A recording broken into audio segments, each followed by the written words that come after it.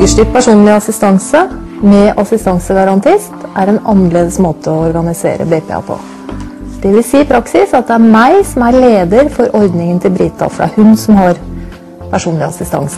Og da leder jeg til beste for deg, Brita, for jeg kjenner deg så godt, fordi jeg mammaen din, og da jeg veldig nærstående til deg, og vet hva du vil, og hva du trenger. Og Brita, hun har 4-5 assistenter, som jobber i fast plan, og de gjør forskjellige ting. Fordi at Brita har et større assistansebehov enn andre barn på hennes alder, i og med at hun sitter i rullestol, ikke sant, Brita? Og for at ikke jeg og faren skal bli helt utslitt, så det da lurt å ha assistenter som kommer hjem. Fordi BPA en måte å organisere praktisk assistanse som gjør at du kan bo hjemme. Skal du bare understreke viktigheten av dette her nå? Og så vise at du kan lage en del lyder du også, ja. Det bra. Hvem som helst av barn får bo hjemme. Og det jo liksom, når de diagnostisert med et eller annet funksjonshemmet, et eller annet spesielt, så det plutselig at da kan de bo borte. Barn som trenger det mer enn noen andre, som har vanskeligheter med å orientere seg i tid og rom og relasjon. Skal de måtte flytte vekk fra hjemmet sitt? Det gjør ikke Brita. Hun bor her. Og i hverdagen så har Brita en assistent hver ettermiddag etter skole. Og så har hun assistenter i helgen, men ikke alltid på kvelden, og ikke alltid hver dag heller.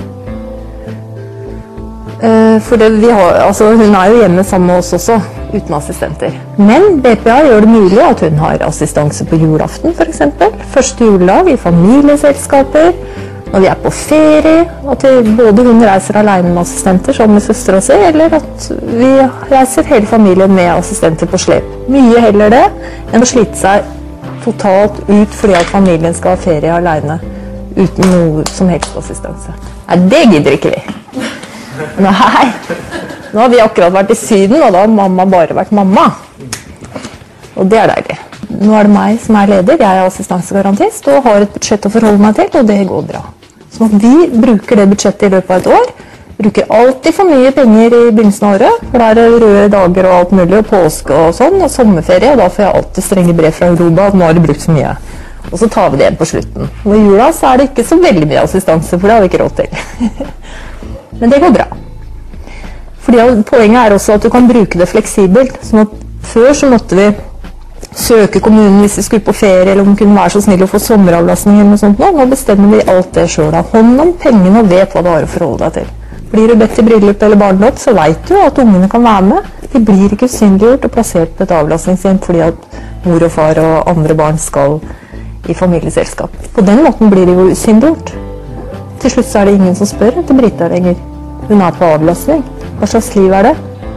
Hvis kommunen hadde fått bestemme og ikke innvilget BPA til Brita, så hadde Brita vært plassert i barnebolig. Brita har rett på å leve livet ut fra sine forutsetninger og med det hun driver med og sine interesser, men det har jeg også, og det har resten av familien også. Men familien skal heller ikke slite seg ut, og dermed så det viktig med assistenter.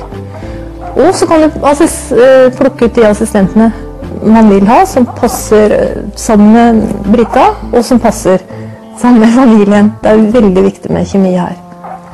Folk du kan tenke deg å reise på ferie sammen med.